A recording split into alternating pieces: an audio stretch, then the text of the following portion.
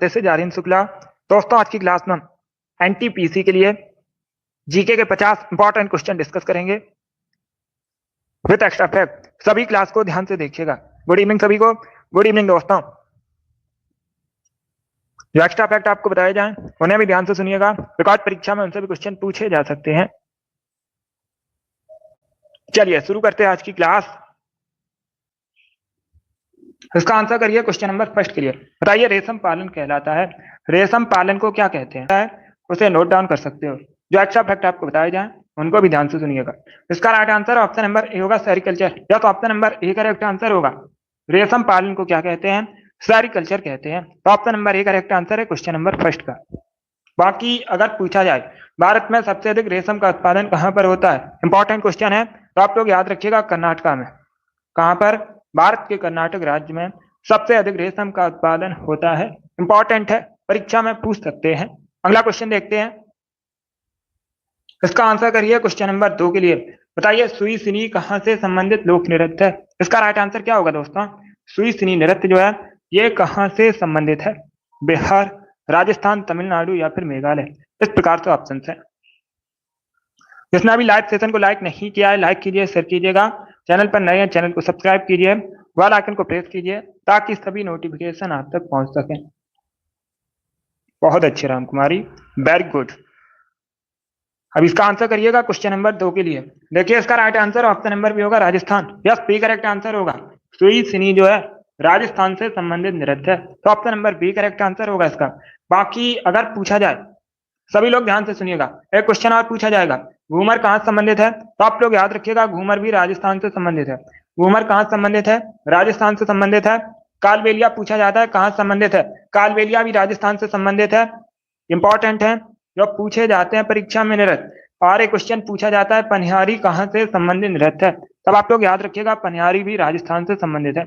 इनके बारे में सभी लोग याद रखिए। अब इसका आंसर करिए क्वेश्चन नंबर 3 के लिए। निम्न में से कौन सा एक भारत का प्रवाल द्वीप समूह है? सभी इसका आंसर करिए क्वेश्चन नंबर 3 के लिए। बताइए इनमें से कौन सा भारत का एक प्रवाल द्वीप समूह है? इसका राइट आंसर क्या होगा? ज्योग्राफी संबंधित क्वेश्चन है।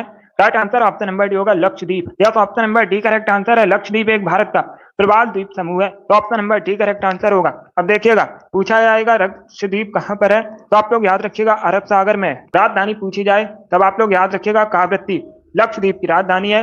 ऑफिशियल लैंग्वेज पूछी जाएगी मलयालम, लक्षद्वीप की ऑफिशियल लैंग्वेज है। और अगर पूछा जाए लक्षद्वीप का हाईकोर्ट कहां पर है, तो आप लोग याद रखिएगा लक्षद्वीप का हाईकोर्ट जो है केरला में। कहां पर है? केरल में। इंपॉर्टेंट क्वेश्चन है, इनको आप लोग याद रखिएगा, पूछे जाते हैं परीक्षा में। इसका आंसर करिए क्वेश्चन नंबर 4 के लिए। बताइए निम्न में से किसे माइक्रो इकोनॉमिक्स का जनक कहा जाता है? तो सभी का आंसर करिए क्वेश्चन नंबर 4 के लिए। बताइए इसका राइट आंसर क्या होगा? इनमें से किसे माइक्रो इकोनॉमिक्स का जनक कहते हैं? सभी जल्दी से आंसर करिए क्वेश्चन नंबर 4 के लिए। अच्छा क्वेश्चन है, आंसर सभी लोग दीजिएगा और जल्दी से आंसर करिएगा। वेरी गुड दोस्तों। ये डेली क्लास होती है शाम को 8 बजे, सभी लोग डेली सेशन को ज्वाइन कीजिएगा। इसका right answer option number C होगा, अल्फ्रेड मार्शल। या सी करेक्ट आंसर होगा।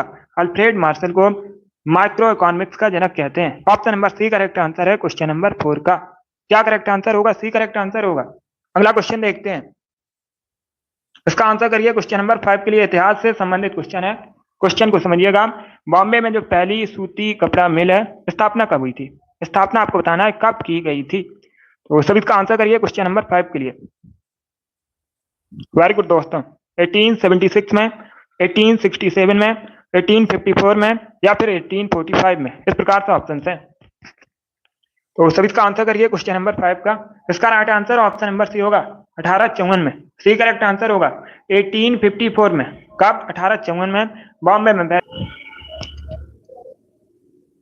इसका right answer option number C होगा, न्याय दर्शन। सी करेक्ट आंसर होगा। क्या correct answer? Option number C का राइट आंसर आप लोग याद रखिएगा। न्याय दर्शन का जो प्रतिपादन है महर्षि गौतम ने किया था, तो option number C correct answer होगा। रेलवे की परीक्षा में पूछा हुआ क्वेश्चन है, इंपॉर्टेंट क्वेश्चन है, फिर से परीक्षा में पूछ सकते हैं, जैसे आप लोग याद रखिएगा। क्वेश्चन नंबर 6 का option number C correct answer होगा। अब इसका आंसर करिएगा क्वेश्चन नंबर 7 के लिए। आपको बताना है हीलियम में इलेक्ट्रॉनों की संख्या कितनी होती है? हीलियम को He से रिप्रेजेंट किया जाता है। इंपॉर्टेंट है, पूछा जाता है हीलियम को किससे रिप्रेजेंट करते हैं। आप लोग याद रखिएगा He से रिप्रेजेंट किया जाता है।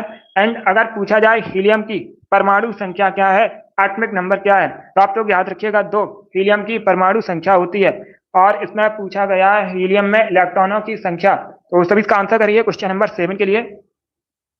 इसका right answer option number A होगा, 2 होती है। क्या करेक्ट आंसर है? Option number A correct answer है। अब इसका आंसर करिएगा क्वेश्चन नंबर 8 के लिए। निशान ए पाकिस्तान की उपाधि किस भारतीय को मिली थी? सभी इसका आंसर करिए। क्या पूछा गया? निशान ए पाकिस्तान की उपाधि जो है निम्न में से किस भारतीय को दी गई है? मौलाना आजाद, मोरारजी देसाई, लाल बहादुर शास्त्री, या फिर इनमें से कोई नहीं।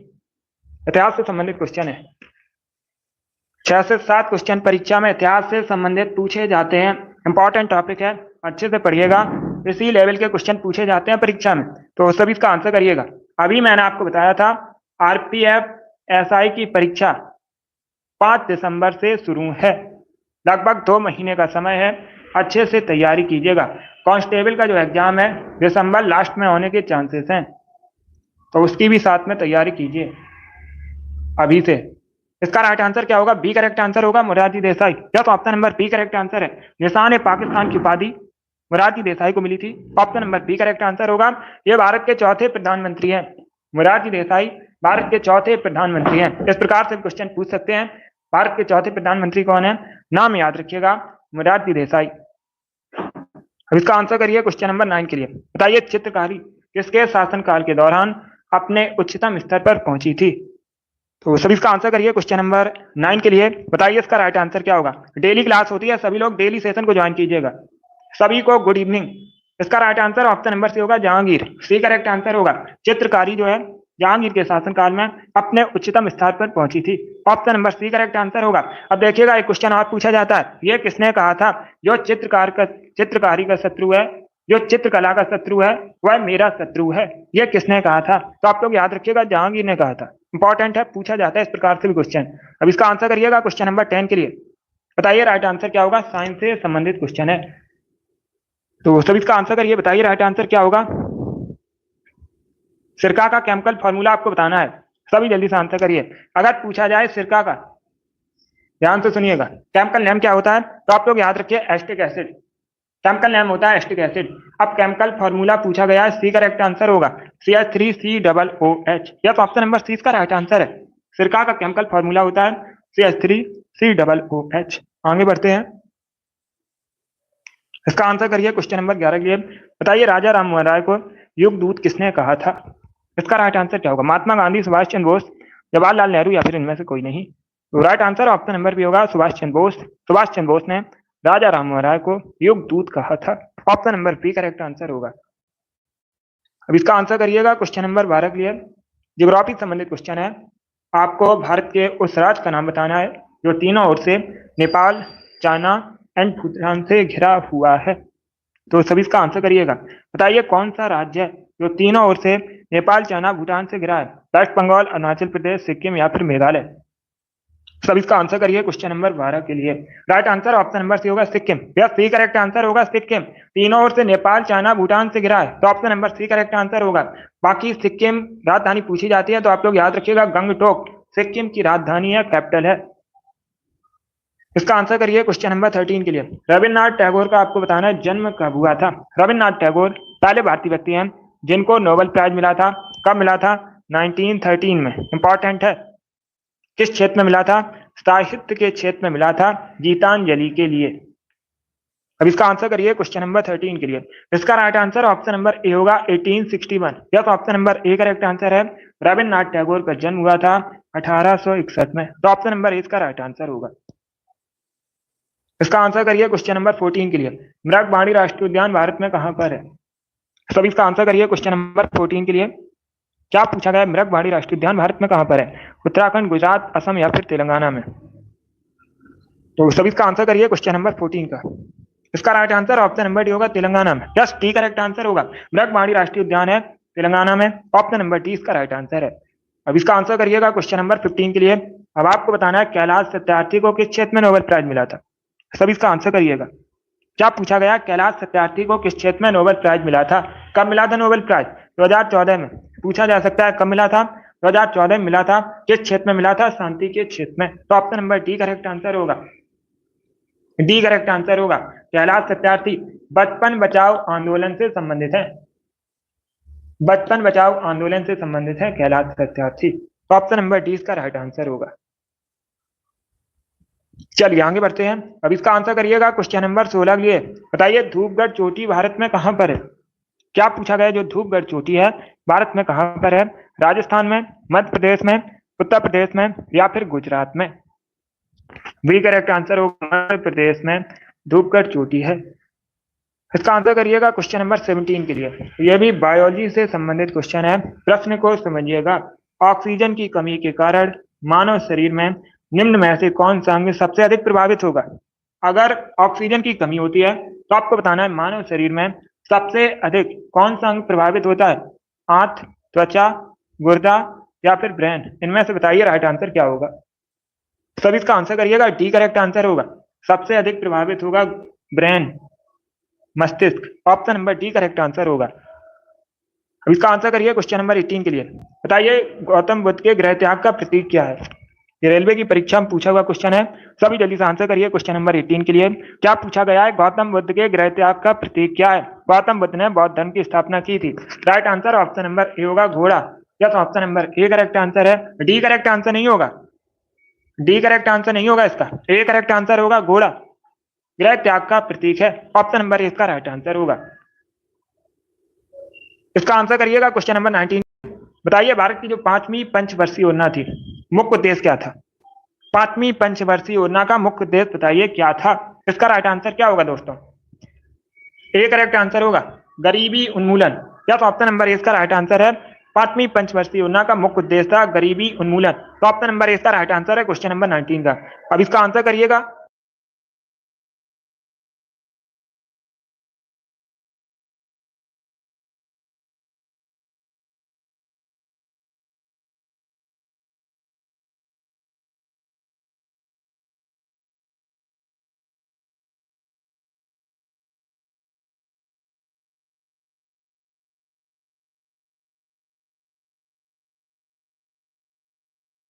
इसका आंसर करिए क्वेश्चन नंबर 20 के लिए।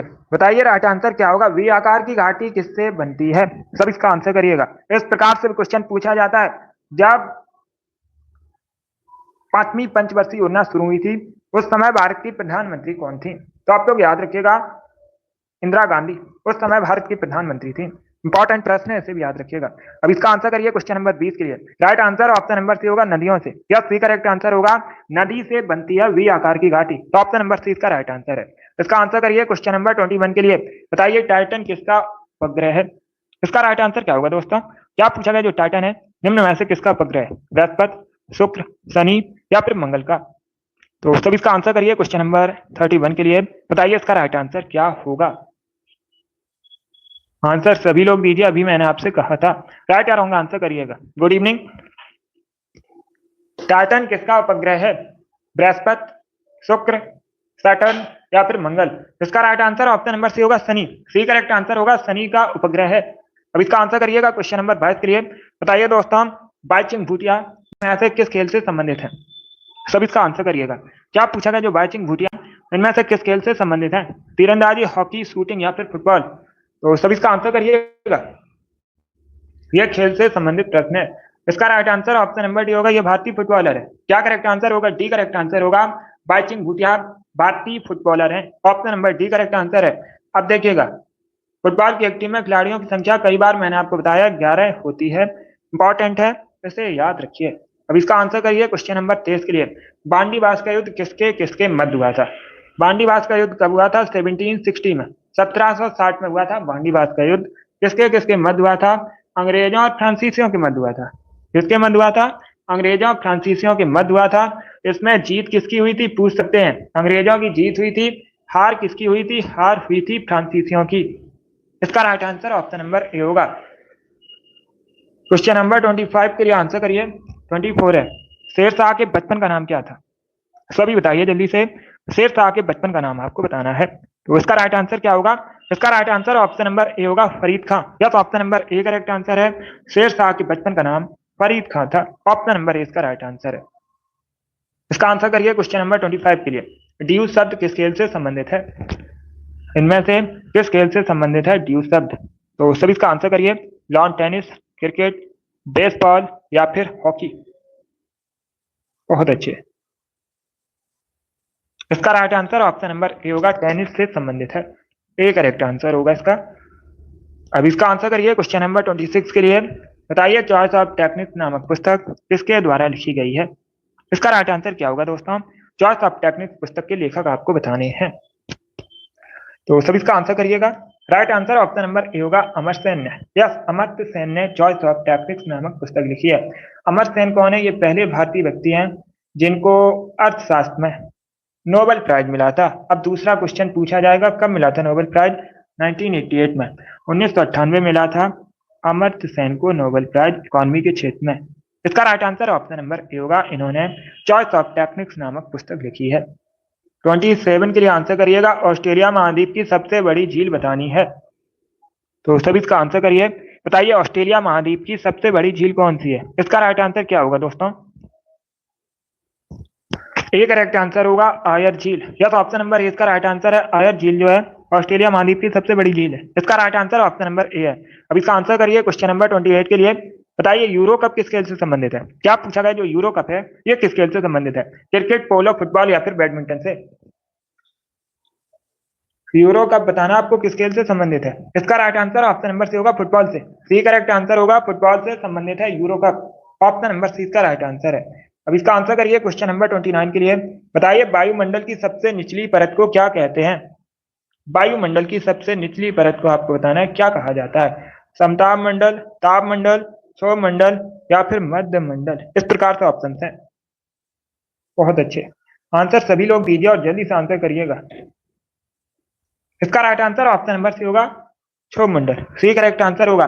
वायुमंडल की सबसे निचली परत को कहते हैं क्षोभ मंडल। सी करेक्ट आंसर। अब देखिएगा परीक्षा में एक क्वेश्चन पूछा गया था रेलवे की, मेघ गर्जन जो है यह किस मंडल में होता है, किस परत में होता है। तो आप लोग याद रखिएगा, क्षोभ मंडल में मेघ गर्जन होता है। इंपॉर्टेंट है, पूछा गया था परीक्षा में क्वेश्चन, फिर से पूछा जा सकता है, इसे आप लोग याद रखिए। अब इसका आंसर करिए क्वेश्चन नंबर 30 के लिए। भारत के किस राज्य में बंबू नृत्य प्रसिद्ध है। बताइए बंबू नृत्य जो है भारत में कहां पर प्रसिद्ध है। नागालैंड, मेघालय, मिजोरम या फिर मणिपुर में। तो सर इसका आंसर करिए क्वेश्चन नंबर 30 का राइट आंसर बताइएगा। इसका right answer option number C होगा, मिजोरम में। सी करेक्ट आंसर होगा। मिजोरम में आप लोग याद रखिएगा बंबू नृत्य प्रसिद्ध है। Option number C correct answer होगा। सी करेक्ट आंसर होगा इसका, मिजोरम करेक्ट आंसर है। अब इसका आंसर करिए क्वेश्चन नंबर 31 के लिए। आपको बताना है लोथल कहां पर है। सब इसका आंसर करिएगा। भारत के किस राज्य में है लोथल। राजस्थान, महाराष्ट्र, पंजाब या फिर गुजरात में। क्वेश्चन नंबर 31 के लिए आंसर करिए। बताइए लोथल कहां पर है। इसका right answer option number D होगा, गुजरात में। यस, टी करेक्ट आंसर होगा। लोथल वर्तमान में कहां पर है, गुजरात में। 32 के लिए आंसर करिए। भारत का 28वां राज्य बताइए कौन सा है। भारत का 28वां राज्य आपको बताना है कौन सा है। मध्य प्रदेश, झारखंड, तेलंगाना या फिर हिमाचल प्रदेश। क्वेश्चन नंबर 32 के लिए आंसर करिए। इसका right answer option number B होगा, झारखंड। बी करेक्ट आंसर होगा इसका। 28वां राज्य पूछा गया है, तो राइट आंसर क्या होगा, बी करेक्ट आंसर होगा, झारखंड भारत का 28वां राज्य है। तेलंगाना करेक्ट आंसर नहीं होगा। तेलंगाना जो है भारत का 29वां राज्य है। ये भी इंपॉर्टेंट है, इसे भी याद रखिएगा। इस प्रकार से भी क्वेश्चन पूछ सकते हैं। तेलंगाना भारत का कौन सा राज्य है, 29वां राज्य है। झारखंड जो है इसका गठन हुआ था 15 नवंबर 2000 में और ये भारत का 28वां राज्य है। तो ऑप्शन नंबर 20 का राइट आंसर होगा। अब इसका आंसर करिएगा, सभी जल्दी से आंसर करिए। क्वेश्चन नंबर 33 के लिए। बताइए पहिए का आविष्कार किस काल में हुआ था। क्या पूछा गया, जो पहिए का आविष्कार है किस काल में हुआ था। नवपाषाण काल में, पुरापाषाण काल में, मध्य पाषाण काल में या फिर इनमें से कोई नहीं। इसका right answer option number A होगा, नवपाषाण काल में। यस, ए करेक्ट आंसर है। पहिए का जो आविष्कार है नवपाषाण काल में हुआ था। तो ऑप्शन नंबर ए इसका राइट आंसर है।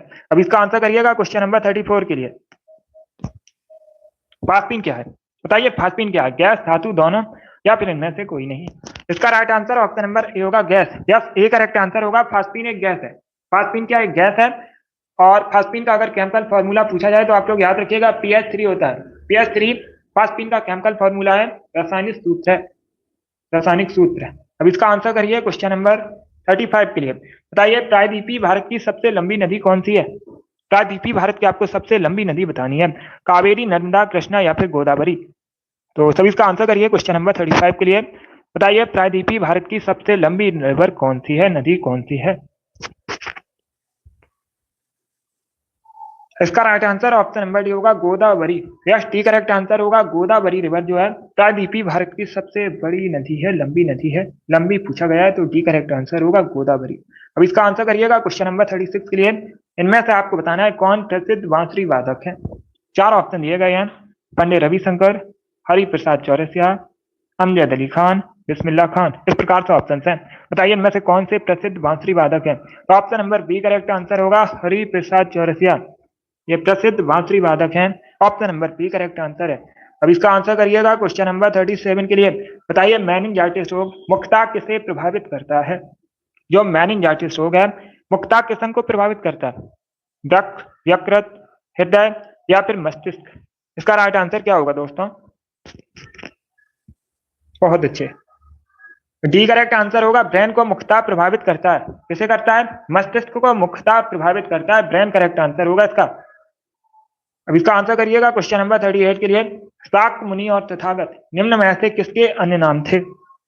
शाक्य मुनि और तथागत आपको बताना है निम्न में से किसके अन्य नाम थे, तुलसीदास, गौतम बुद्ध, महावीर या फिर चाणक्य के।